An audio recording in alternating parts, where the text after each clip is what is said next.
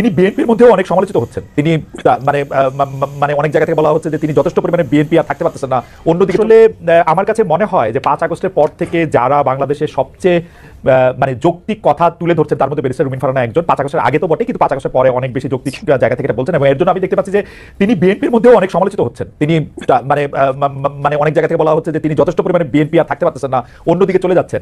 Barrister Farhana, এটা নিয়ে আপনি একটু আমাদেরকে একটু বলবেন। আর আমার মান্না ভাই যেটা বললেন যে আসলে তো বড় বড় রাজনৈতিক দলরা, মানে এটা তো আসলে বিএনপি নামে আসে, যেটা করে দেখাতে পারে নাই, ওরা মৃত্যু দিয়ে রক্ত দিয়ে এটা করে দেখিয়েছে। এখন যে আমরা অনেকে এসে বলছি যে এটার ভাগও আমাদের চাই, আমাদের এটা করতে হবে সেটা করতে হবে, সেটাও বা আপনি কিভাবে দেখেন? সংস্কারটা আপনার কাছে আসলে কি, কোনটা দেখলে আপনি বুঝবেন? মান্না ভাই খুব চমৎকার তার জায়গা থেকে বলেছে যে কি হলে তিনি এটি বুঝবেন যে এদিকে আগাচ্ছে। আপনার কাছে আমরা একটু শুনতে চাই।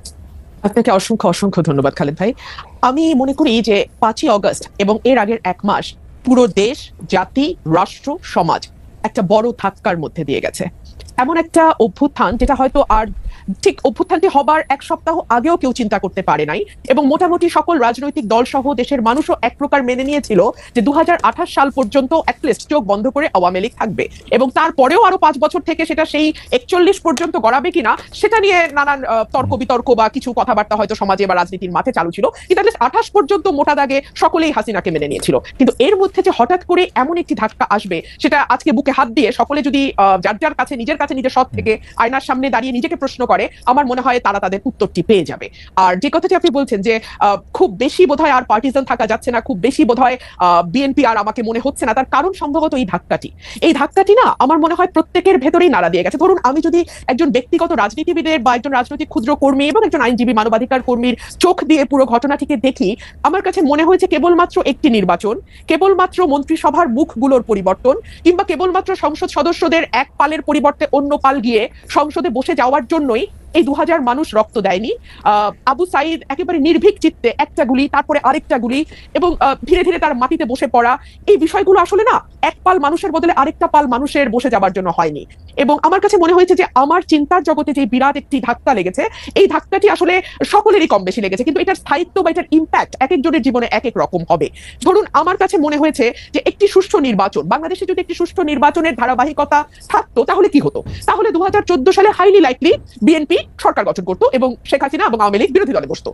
18তে গিয়ে হয়তো আবার তারা ক্ষমতায় যেত, 24-এ হয়তো আবার অন্য আরেকটি দল বিএনপি হয়তো ক্ষমতায় আসতো। এভাবে একটা পালাবদলের মধ্যে দিয়ে যেত, এবং পালাবদলের মধ্যে দিয়ে গেলে যে বিষয়টি হতো খালেদ, আমার কাছে মনে হয় রাষ্ট্রের যে প্রতিষ্ঠানগুলো যেগুলোকে দুমড়ে মুচড়ে ভেঙে ফেলা হয়েছে 15 বছরে, সেই প্রতিষ্ঠানগুলোকে এভাবে হয়তো ভেঙে ফেলা যেত না। আজকে যেভাবে আমরা দেখতে পাচ্ছি মসজিদের খতিব থেকে শুরু করে একেবারে পাড়ার স্কুলের হেডমাস্টার পর্যন্ত পালিয়ে যে প্রাণ বাঁচাচ্ছেন, কারণ সোশ্যাল টেক্সচারটা পুরোপুরি নষ্ট হয়ে গিয়ে একেবারে প্রান্তিক লেভেল পর্যন্ত সকলকেই এক দলের সদস্য হয়ে যেতে হচ্ছে। এই অবস্থাতে বাংলাদেশ যেত না। একটা পাওয়ারের একটা ব্যালেন্স থাকে, ভার্টিক্যাল এন্ড হরাইজন্টাল। ভার্টিক্যালটা হয় রাষ্ট্র, হরাইজন্টালটা হয় সমাজ। কিন্তু আমাদের এই সমাজের টেক্সচারটাকে, সমাজের বুননটাকে খুবই সিস্টেম হত্যা করা হয়েছে, এবং হত্যা করা হয়েছে খুবই একটা পারপাসফুলি, একটা মানে লক্ষ্যকে সামনে রেখে। লক্ষ্যটা হচ্ছে আমাকে যে কোনো মূল্যে ক্ষমতায় থাকতে হবে। সুতরাং এইরকম ভুল যদি পরবর্তীতে কোনো রাজনৈতিক গোষ্ঠী এই ভুলটি করবার ন্যূনতম চেষ্টা করে, এই দেশের মানুষ কিন্তু মরতে শিখেছে, এবং ওরা কিন্তু একটা ভীতির মধ্যে ছিল। হ্যাঁ, 15 বছর লিখতে ভয় পায়, বলতে ভয় পায়, নিজেকে এক্সপ্রেস করতে ভয় পায়, ইচ্ছা করে একটা পালের মধ্যে লুকিয়ে থাকে।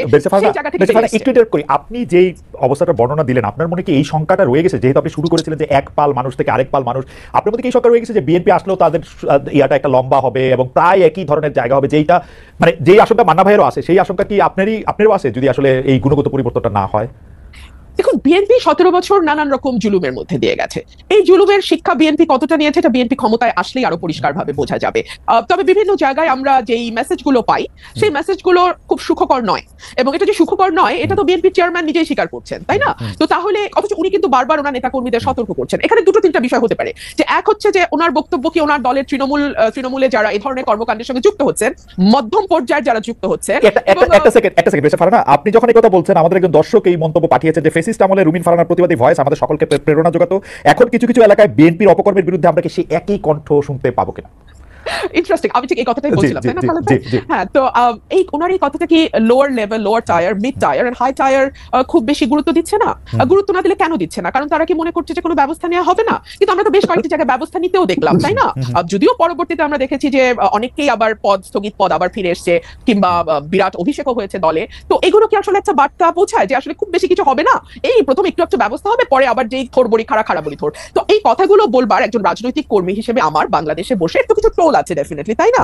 সো ফর এক্সাম্পল, সেই টোলটা কি হতে পারে? আমি নিজেও নিজের সাথে হিসাব করেছি। সেই টোলটা হতে পারে যে হয়তো আমাকে নমিনেশন দেওয়া হবে না, মন্ত্রিত্বের হয়তো প্রশ্ন থাকবে না। কিন্তু দেখুন, একটা রাষ্ট্র গঠন করতে এই ছোট ছোট জিনিসগুলোতে ছাড় দেয়া, আমার এমপি না হওয়া, কিংবা আমার মতন আর 10 জন যদি কারো সাহস, আমি জানি না 15 বছর আমি সাহস দেখি নাই, আগামী 10 বছর আমি সাহস দেখবো কিনা খালেদ, ভেরি সরি। আমি না বেরেছে পারে না, না বেরেছে পারে না।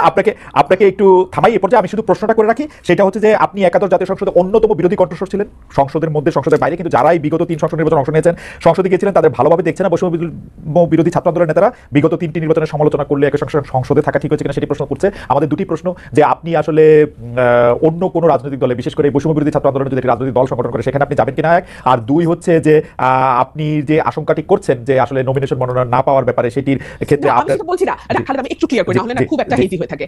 মানে আমি বলছি এই ঝুঁকিগুলো বাংলাদেশের প্রেক্ষাপটে তৈরি হয়, আমি পাবো না বা পাবো কোনোটাই বলছি না, এই ঝুঁকি তৈরি হয়। এখন এই ঝুঁকি নেওয়ার দেশের স্বার্থে, দেশের কল্যাণ, এবং যে ধরেন একগুচ্ছ মানুষ, কয়েক লক্ষ মানুষের কিন্তু একটা প্রত্যাশা যে 15 বছর তো ওই মানুষটিকে আমরা সত্য বলতে দেখেছি, সাহসী ভূমিকায় দেখেছি, এখন কি তিনি ওই জায়গাগুলোতে কম্প্রোমাইজড হয়ে যাবেন একটি নমিনেশন